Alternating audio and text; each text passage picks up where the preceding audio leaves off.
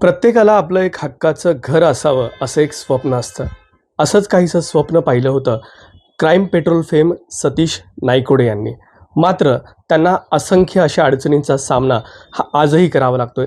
तब्बल 7 वर्षांपासून ते आजही पोलीस ठाण्याचे उंबरठे झिजवत आहेत, मात्र निराशा पदरी पडलेली. नेमकं हे प्रकरण काय आहे? कारण की क्राईम पेट्रोल या मालिकेमध्ये काम करत असताना गुन्हेगारी पार्श्वभूमी माहीत असताना देखील ते या संपूर्ण जाळ्यात नेमके अडकले कसे, हेच आपण त्यांच्याकडनं जाणून घेणार आहोत. सर, एक असंच गाजलेली मालिका ज्यात तुम्ही काम केलं, मात्र असं असताना तुम्ही या सगळ्या चक्रव्यूहात अडकले कसे? सर, कसं असं माहिती आहे का, की गरजवंताला अक्कल नसते असं आपण म्हणतो. आणि मी राहायला डोंबिवलीत, नो डाऊट खूप छान शहर आहे. पण इथून रोज मुंबईला मड आयलंड म्हणा किंवा गोरेगाव बोरिवली ह्या साईडला शूटिंगला जाणं, हे वेळेत पोचणं, हे बऱ्याचदा तारेवरची कसरत असायची. सकाळची 4:30ची ट्रेन पकडायची आहे, रात्री पॅकअप झाल्यानंतर परत घरी यायचं आहे. त्याच्यामुळे आपण मुंबईत पश्चिम उपनगरांमध्ये स्थलांतरित होऊया का असा विचार मनात आला. आणि मग त्याच अनुषंगाने, कारण का तुम्ही जिथे राहता तिथे जर कामं असतील तर ती कामं वाढतात, नो डाऊट. डोंबिवलीत राहून कामं मिळवणं हे तसं खूप कठीण जायचं. अनेक प्रोडक्शन हाऊस म्हणायचे की सर, तुम्ही वेस्टर्न लाईनला जर शिफ्ट झालात तर आमचा हा नवीन एक प्रोजेक्ट येतो आहे, त्याच्यामध्ये आम्ही तुम्हाला नक्की काम देऊ. फक्त तुमच्या ट्रॅव्हलिंगच्या डिस्टन्समुळे तुम्ही कितपत वेळ देऊ शकाल याची शाश्वती वाटत नाही, म्हणून कामं थोडी कमी व्हायला लागली. आणि खरंच कमी झाली कामं, की डोंबिवलीहून जायचं यायचं. बरेचसे आर्टिस्ट असे आहेत की जे डोंबिवलीतले आहेत, पण आज कामांमुळे ते वेस्टर्न लाईनला शिफ्ट झालेत. मी पण तोच विचार केला होता की आपणही वेस्टर्न लाईनला राहायला जाऊया. फक्त मला भाड्याच्या घरात जायचं नव्हतं. माझं इथलं घर आपण मॉर्गेज करून, ते पैसे उभे करून आपण तिकडे घर घेऊया लोनवरती आणि त्याचे हफ्ते फेडूया, हा एक सिंपल विचार होता. म्हणून आता आपण तुमच्या वडिलोपार्जित या घरामध्ये बसलेलो आहोत. असं असताना तुम्ही तुमचं स्वतःचं हक्काच्या घराचं स्वप्न पाहिलं होतं, मात्र ते स्वप्न पाहत असताना तुम्हाला या संपूर्ण गोष्टीचं सामोरे जावं लागलं होतं. नेमकं तुम्ही या संपूर्ण ट्रॅपमध्ये अडकला कसा, ते महत्त्वाचा विषय. कसं आहे ना सर, की प्रत्येकाला एक आशा असते इमानदार माणसाला, की बाबा माझं स्वतःचं, माझ्या मेहनतीचं स्वतःचं हक्काचं घर असावं. वडिलोपार्जित तर आहेच, पण मी काय कमावलं मुंबईत येऊन, तर एक छोटंसं घर घेऊया हे एक स्वप्न होतं, साधं स्वप्न होतं. वडिलोपार्जित घर आहेच आहे डोंबिवलीमध्ये, पण स्वतःचं घर घ्यावं ही एक खूप मोठी प्रबळ इच्छा होती. आणि म्हणून मी वेस्टर्न लाईनला घर शोधत होतो. काही ठिकाणी बजेटमध्ये बसत नव्हतं, काही ठिकाणी अनेक वेगवेगळ्या अडचणी होत्या. अशा वेळेला एक सच्चिदानंद मामणे नावाचा माणूस भेटला. त्याने एक घर दाखवलं. बैठ्या घरात, चाळींमध्ये होतं, मराठी लोकं होती, लोकॅलिटी चांगली होती आणि मला योग्य वाटलं, बजेटमध्ये वाटत होतं. आणि म्हणून त्याच्यावरती विश्वास ठेवला. त्याने कागदपत्र दाखवली सगळी आणि कागदपत्र ओके होती. त्यांनी ज्यांच्याशी ओळख करून दिली ती माणसंही ओके वाटली.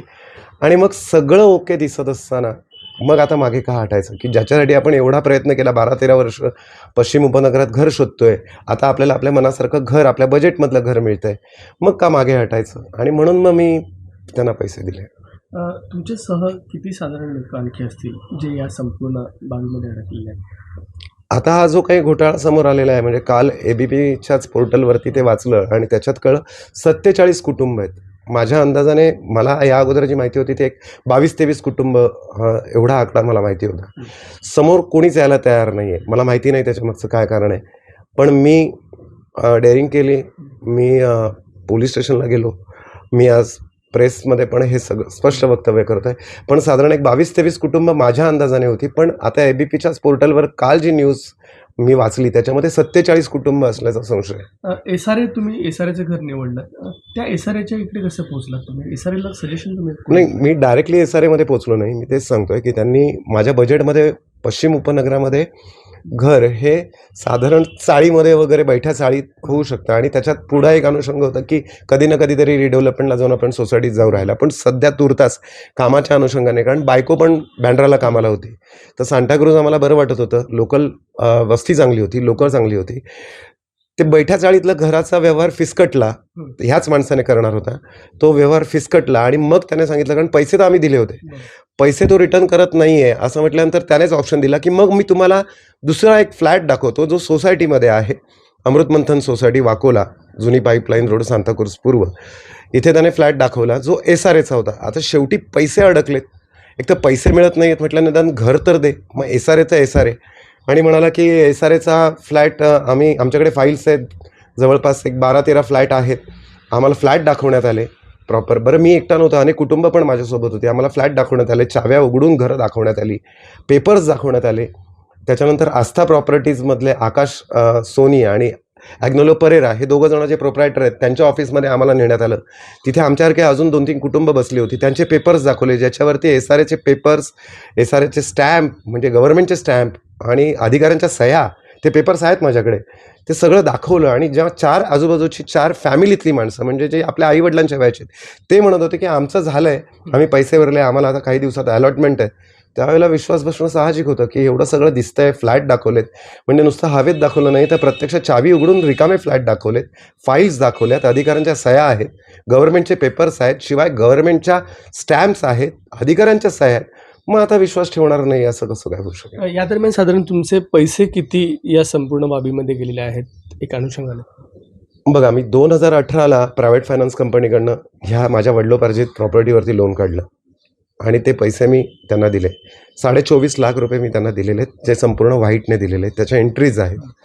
आणि आत्तापर्यंत म्हणजे 2018 ते 2026 ऑगस्ट आत्तापर्यंत मी प्रायव्हेट फायनान्सचा जवळपास सुरुवातीच्या काळात काही वर्ष 45,000 रुपये हप्ता भरत होतो आणि आता 42,700 हप्ता भरतो आहे. म्हणजे कॅल्क्युलेट केलं तर साधारण 8.5 वर्षामध्ये मी 45 लाख तर बँकेला भरलेले आहेत.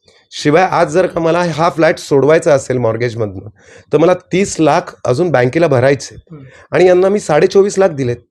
कॅल्क्युलेट करा हा आकडा किती जातो. फसवणूक साधारण किती रुपयांची झालेली? त्या लोकांना तुम्ही किती पैसे दिले? त्या लोकांना मी 24.5 लाख रुपये दिले. काय उत्तर नेमकी काय मिळाले? सुरुवातीच्या काळामध्ये काय की बाबा फाईल्स आमच्याकडे आहेत, अधिकारी काम करत आहेत, अमुक होतं आहे, तमुक होतं आहे. मग आज अधिकारी बदलले, मग काही क्युरी झाल्यात, मग थोडे दिवस थांबा, 1 महिन्यात होईल, 2 महिन्यात होईल, असं वर्षानुवर्ष गेली. त्याच्यानंतर आस्था प्रॉपर्टीजवाल्यांनी मला इंट्रोड्यूस केलं की तुमचं आतमध्ये ऑफिसमध्ये जो काम करतोय त्याचं नाव आहे शैलेश काकण आणि त्याच्याशी भेट करून दिली. जेव्हा मी शैलेश काकणला भेटलो तेव्हा त्यांनी मला हाच विश्वास दिला. हेच पेपर दाखवले, मग खोट्या सह्या घेतल्या आमच्याकडनं की इथे सही करा, हेअरिंगला या. हेअरिंगला आम्हाला SRAच्या ऑफिसमध्ये घेऊन गेलेले आहेत, ऑफिसरच्या केबिनमध्ये घेऊन गेलेले आहेत. ऑफिसर समोरचा, आता ऑफिसरचा आम्ही ID तर विचारणार नाही, जो टेबलवरती खुर्चीवर बसला आहे, AC मध्ये बसलेला आहे, तो ऑफिसर समजून आम्हाला ID विचारले, आमचे आधार कार्ड विचारले, आम्ही दाखवले, हां तुमचं हिअरिंग ओके आहे, एवढ्या महिन्याभरात काम होईल तुमचं, हे सांगण्यात आलं आम्हाला शैलेश काकांकडनं. पण दरवेळेला प्रत्येक हिअरिंग नंतर 8 दिवसात होतं आहे, 15 दिवसात होतं आहे, आता हे होतं आहे, ते होतं आहे. आणि आफ्टर दॅट ज्यावेळेला मी पोलीस स्टेशन जाण्याचं, कारण कायदा तर मी हातात घेणार नाही, त्या सिरियलमध्ये काम करतो. गुन्हा दाखल झाला या संपूर्ण? गुन्हा दाखल केला? हो, मी बँड्रा हिल रोड पोलीस स्टेशनला या संदर्भात गुन्हा दाखल केलेला आहे 2025 सुरुवातीलाच एप्रिल महिन्यामध्ये.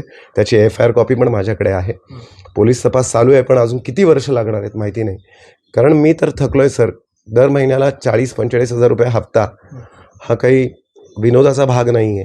घर सांभाळून वडील माझे त्या धास्याने गेले, शेवटपर्यंत रडत होते की मला आपला मुलगा सिरियलमध्ये काम करतो आणि तरीसुद्धा एक 350-400 स्क्वेअर फीटचं घर घेऊ शकत नाही मुंबईत, हा ध्यास होता. बरं, शिवाय त्यांच्या प्रॉपर्टीवरती लोन घेऊन मी हप्ते भरत होतो. जर हे हप्ते भरू शकलो नाही तर ही प्रॉपर्टी पण जी त्यांनी मेहनतीने गमवली ती पण जाणार. ह्या ध्यासापायी ते गेले. शेवटच्या क्षणीसुद्धा हा शैलेश काकड स्पीकरवर त्यांना फोन करून सांगायचा की काका तुमच्या घराचं काम झालं आहे, पण हा निदांत खोटं बोलत होता सदैव. मी एक दिवशी स्वतःला संपवण्याचा सुद्धा निर्णय घेतला की नाही आता सहन होते, कुठून कसं काय करू. आणि रात्री 2-2:30च्या सुमारास मी घर सोडायचा प्रयत्न केला. फक्त माझ्या झोपलेल्या मुलांच्या चेहऱ्याकडे बघायला गेलो आणि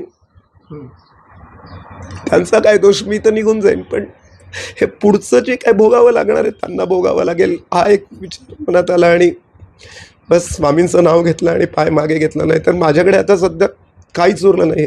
कलाकाराला कोण पेन्शन आहे, प्रॉव्हिडंट फंड आहे, काय आहे? एक घर घ्यावं जेणेकरून आपल्या वार्धक्यात त्याच्या भाड्यावरती आपल्याला जगता येईल, ही एक साधी भावना होती. पण यांनी पूर्ण संपवलं. मला आजपर्यंत मी 45 लाख रुपये बँकेला हप्ते भरलेले आहेत.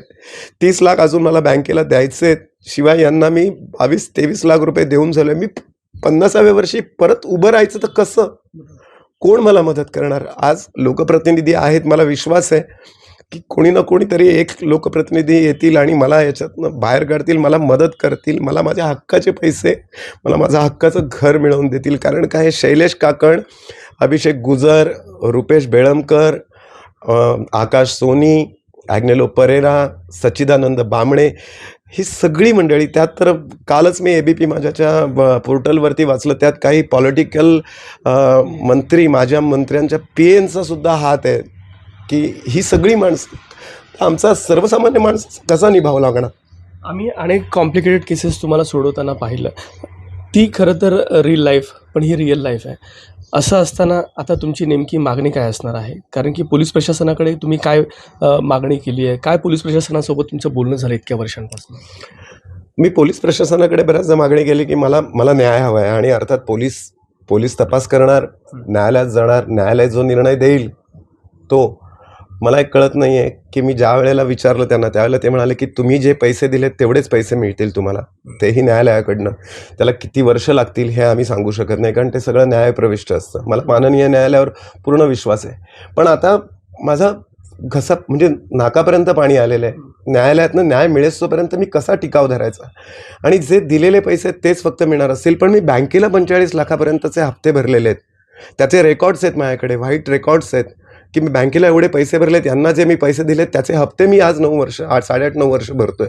ते पैसे कुठून कव्हर करणार? यांनी दिलेल्या पैशामध्ये मी माझं हा फ्लॅटसुद्धा जो मॉर्गेज आहे त्याचं फोरक्लोज पण करू शकत नाही. मग त्यांच्याकडनं जर का मला काही वर्षांनंतर, काही दिवसांनंतर जर पैसे आले तरीसुद्धा ते संपूर्ण मिटवण्यामध्ये नाही पुरेसे पडणार आहेत. मला न्यायाची प्रतीक्षा आहे. मला एक स्वतःचं हक्काचं घर हवं आहे, जे माझ्या मेहनतीचं घर हवं आहे. या स्वप्नाने मी आणि माझ्या बायकोने ध्यास घेऊन कष्ट करून हप्ते भरतोय आम्ही. ते आम्हाला घर मिळावं हीच एक अपेक्षा आहे माननीय न्यायालयाकडनं आणि जे लोकप्रतिनिधी आहेत त्यांच्याकडनं, की कुठेतरी आम्ही जे TV इंडस्ट्रीत, फिल्म इंडस्ट्रीत काम करणारे सेलिब्रिटीज आहोत, कुठे कसे अडकलेलो आहोत, तर आमची व्यथा, कळकळीची विनंती जाणून घ्या आणि आम्हाला मदत करा. मी हात जोडून विनंती करतोय. निश्चित हे होते सतीश नाईकोडे. खरं तर आपण यांना क्राईम पेट्रोल या गुन्हेगारी पार्श्वभूमी असणारी लोकांना जागृत करणाऱ्या सिरियलमध्ये आपण आत्तापर्यंत पाहिलं. मात्र खऱ्या लाईफमध्ये, खऱ्या आयुष्यामध्ये ते या संपूर्ण चक्रव्यूहात अडकलेले आहेत आणि मदतीची याचना जी आहे ती आता त्यांची प्रशासनाकडे केली जाते आहे. विकास माने, ABP माझा, डोंबिवली.